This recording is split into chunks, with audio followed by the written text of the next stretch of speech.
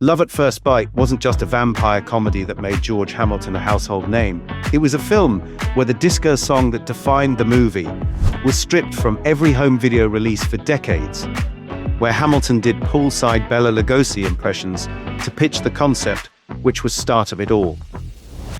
What started as George Hamilton's casual Dracula impression by a swimming pool became one of the highest-grossing independent films of its era, and launched a comedy that dared to make vampires funny decades before it became trendy. But behind Hamilton's perfect tan and those disco-era fangs were licensing nightmares that haunted fans for years. These are 20 weird facts about Love at First Bite, and buried in the comedy is a story about how Hollywood's most unlikely vampire became its most charming bloodsucker. Number 1. This vampire comedy was born from the most casual moment imaginable. George Hamilton was lounging by a pool with Harold "Sonny" Van Arnhem when he started doing his impression of Bela Lugosi's Dracula voice. As Hamilton vamped it up with the classic accent, Van Arnhem started laughing and said, "What would happen if Dracula lived in modern New York City?" That poolside conversation became the entire foundation for the film. Sometimes the best movie pitches happen when you're just goofing around in swim trunks. Number 2. You'd think the most frustrating part of making a vampire comedy would be the special effects or makeup. But the real nightmare lasted for decades after filming wrapped. The movie's signature disco scene featured "I Love the Nightlife" by Alicia Bridges, and it was perfect. The song defined the entire film's vibe. But due to licensing issues, the song was removed from most TV broadcasts, replaced by a generic cover version. Fans worldwide were furious about losing a song that made the disco sequence iconic. It wasn't until Shout Factory released the Blu-ray in 2015 that "I Love the Nightlife" was finally restored. Number 3. The film's casting created one of the strangest coincidences in comedy history. George Hamilton played both Zorro and Dracula comically in the 1970s, bringing his signature charm to both iconic characters. But here's the weird part. Both of those roles were later played completely straight by Frank Langella, who became an Academy Award nominee. Hamilton did comedy versions of Zorro in a 1974 TV movie remake and Dracula in Love at First Bite, while Langella delivered serious dramatic performances in The Mark of Zorro and the 1979 Dracula film. 2 actors, 2 iconic characters, 2 completely opposite approaches that somehow both worked perfectly. Number 4. Most independent films struggle, but Love at First Bite became a financial phenomenon that nobody saw coming. Made on a modest $3 million budget, the film exploded at the box office, ranking as the 13th highest-grossing film of 1979. It was American International Pictures' highest-grossing film until The Amityville Horror was released later that same year. For years, it held the record as one of the highest-grossing independent films ever made. The vampire comedy that studios thought was too weird became a box office bloodbath in the best possible way. Number 5. Love at First Bite carried the look of Transylvanian castles and gritty New York streets, but the production never left America. The film stitched together exteriors in New York City with nightclubs, apartments, and restaurants in Los Angeles, then moved on to MGM's Culver City sound stages to finish the castle interiors. What audiences saw as a transatlantic vampire romance was in fact a clever Hollywood illusion, European fantasy built entirely on American soil. Number 6. The movie's success created an unexpected awards that showed how seriously Hollywood could take vampire comedy. Love at First Bite earned George Hamilton a Golden Globe nomination for Best Actor in a Musical or Comedy, putting him in competition with some of the biggest stars of 1979. While he didn't win, the nomination proved that Hamilton's charming, self-aware performance as the Count had impressed industry voters. It's rare for a vampire spoof to get major awards recognition, but Hamilton's performance was so perfectly calibrated between comedy and romance that even the Hollywood Foreign Press Association took notice. Number 7. Behind the scenes, the film's origins revealed a fascinating story of creative ownership and Hollywood deal-making. Harold Van Arnhem didn't just suggest the concept during that poolside conversation.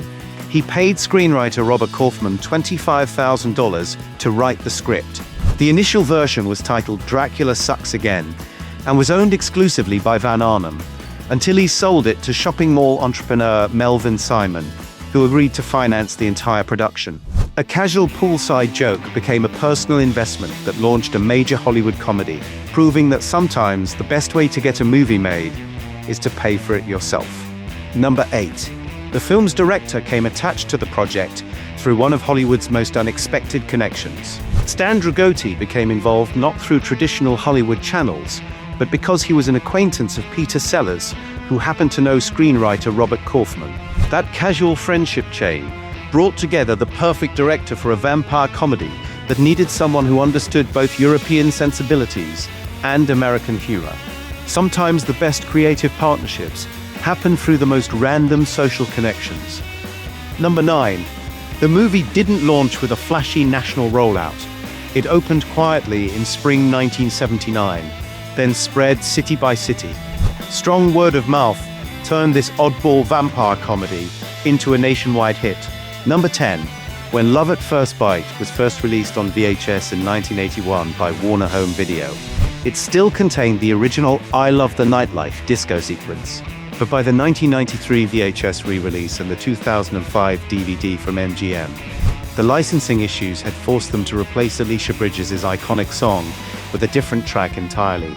Fans who discovered the movie on home video never heard the original version, creating two completely different experiences of the same film, depending on when you first saw it.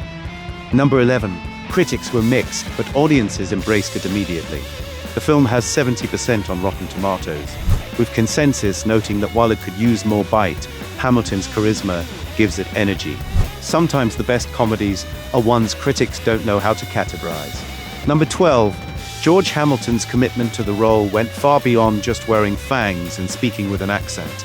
He purchased the film's copyright from Melvin Simon Productions after its success, showing his belief in the character and the franchise potential. For years, Hamilton has been eager to make a sequel, even developing plot ideas that would bring his Dracula into the modern world of Twilight-style vampire romance. His proposed sequel would feature Dracula's son getting married into a family of televangelists, with a bachelor party scene in a strip club that Hamilton describes as great stuff. The Count may have been a one-movie character, but Hamilton never stopped believing in his comedic potential. Number 13. It won a major recognition: Hamilton's Golden Globe nomination. Genre fans appreciated what mainstream critics missed. The film worked as comedy, horror parody, and technical showcase. Number 14. The movie's production revealed the collaborative nature of 1970s independent filmmaking, where creative partnerships could make or break a product. Producer Joel Freeman worked closely with Melvin Simon to create something that balanced European sensibilities with American commercial appeal.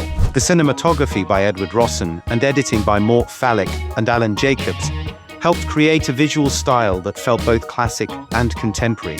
Charles Bernstein's musical score complemented the disco elements while maintaining the gothic atmosphere.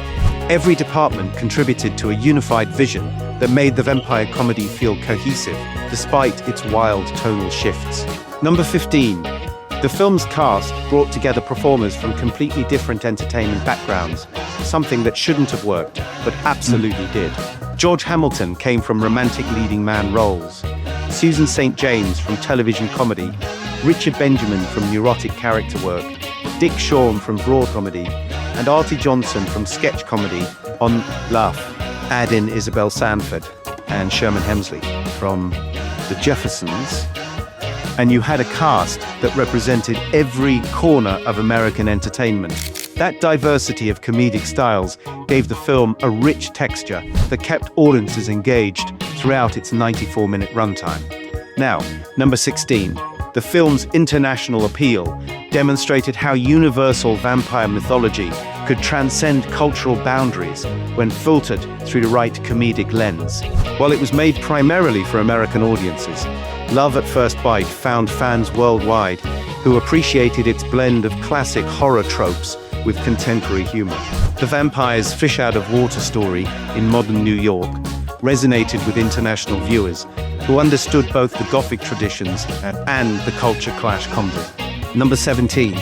The movie's influence on later vampire comedies can be traced through decades of films that followed its template of making bloodsuckers sympathetic and funny. From Fright Night to What We Do in the Shadows, the idea of vampires struggling with modern life became a recurring theme in horror comedy. Love at First Bite proved that audiences would accept vampires as romantic leads rather than just monsters, paving the way for everything from Buffy the Vampire Slayer to the Twilight Saga. Number 18. The movie's legacy extends far beyond its original theatrical run, becoming a cult classic that continues to find new audiences through streaming and revival screenings. Love at First Bite represents a specific moment in film history when studios were willing to take risks on original concepts that didn't fit established formulas. Its success proved that audiences were sophisticated enough to appreciate genre parody that respected its source material while finding fresh angles for comedy. The film's enduring popularity demonstrates that sometimes the most lasting entertainment comes from projects that seem like they shouldn't work, but commit so fully to their vision that they become irresistible. Number 19. The film's technical achievements in makeup and special effects were more sophisticated than many viewers realized, especially considering the modest budget. William Tuttle's makeup work had to transform George Hamilton into a convincing vampire while maintaining his natural charisma and sex appeal. The challenge was creating fangs, pale complexion, and period-appropriate styling that looked authentic without making Hamilton appear ridiculous. The special effects team had to create convincing bat transformations, supernatural strength demonstrations, and vampire powers using 1970s technology and practical effects. Every supernatural moment had to be achieved through careful planning and execution rather than post-production magic. Number 20. The movie's box office performance created a success story that inspired other independent filmmakers throughout the 1980s. Opening with $2,136,923 in its first 10 days across limited theaters, Love at First Bite proved that audiences were hungry for original comedy that didn't follow Hollywood formulas. Its eventual $44 million gross against a $3 million budget represented the kind of return on investment that every independent producer dreams about. Love at First Bite gave us more than vampire comedy and disco fangs. It showed us what happens when creative vision meets perfect timing and somehow creates magic. From George Hamilton's poolside Dracula impression to Harold Arnim's willingness to invest his own money, from the licensing nightmare that haunted fans for decades to the box office success that nobody predicted, every weird fact reveals people who believed in something wonderfully ridiculous. The real bite wasn't in the vampire's fangs. It was in the determination of filmmakers who refused to play it safe, who made a European art film disguised as American comedy, and who proved that sometimes the most charming monsters are the ones who make us laugh while they're trying to seduce us. But Love at First Bite's incredible success story is just one example of how the late 1970s produced some of Hollywood's most unexpected hits. If you want to discover how other unlikely comedies from that era, like and subscribe. We'll see you next time.